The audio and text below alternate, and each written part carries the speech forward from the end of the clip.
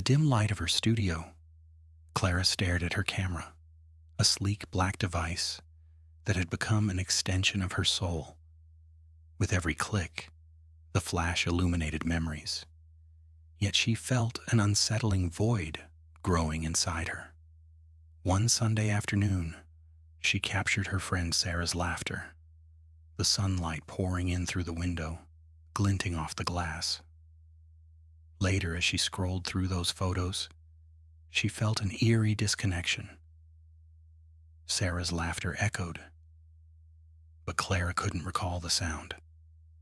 It was as if the memory was smothered by the pixels on her screen. Days turned into weeks, and with every photo taken, she felt herself slipping away. A growing unease began to settle over her, like fog creeping into her mind. Clara decided to document her life meticulously, convinced that each image preserved a moment forever.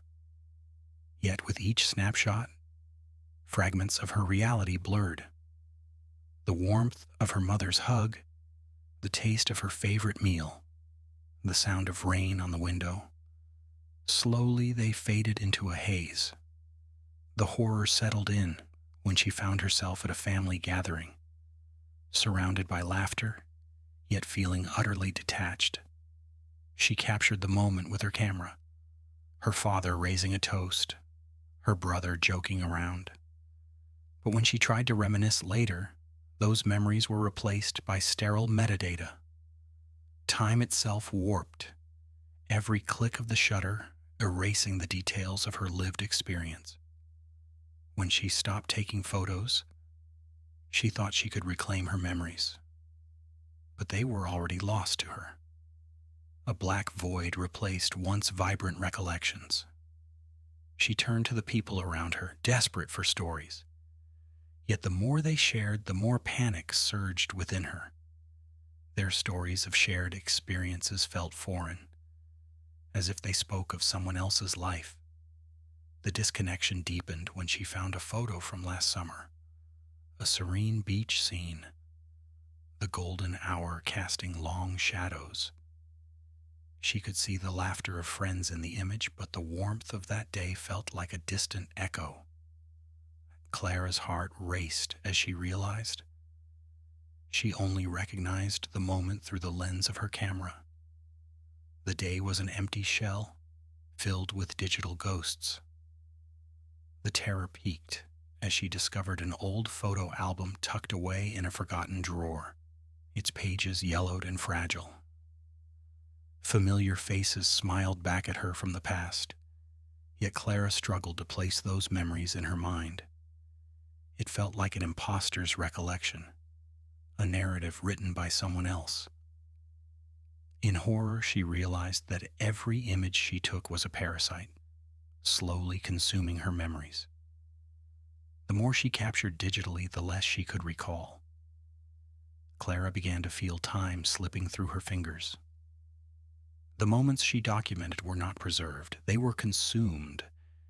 She tried to resist the urge to create, but every time she picked up her camera, it felt like a drug. Each session was exhilarating, but the aftermath was always filled with dread.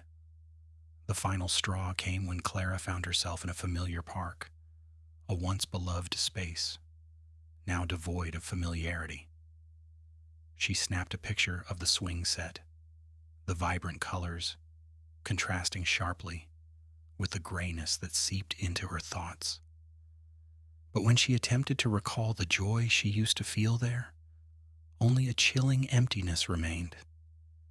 The very act of capturing memories had rewritten her existence. Clara's fear morphs into a relentless dread. She was not just losing memories, she was losing herself. Rushing back to her studio, she sat in darkness, surrounded by images that meant nothing. The camera lay on the table like a tainted artifact, and Clara trembled as she clicked the shutter one last time.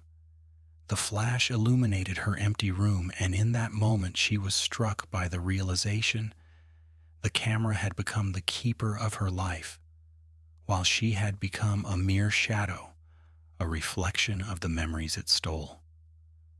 To escape this nightmare, she needed to confront the camera. Clara dismantled it, piece by piece, a desperate attempt to reclaim her soul. But the deeper she went, the more she realized. The memories had already been erased, leaving only the digital echoes behind. And so she was trapped in a horrifying loop, a prisoner of her own making, forever haunted by the fading whispers of a life she could no longer remember.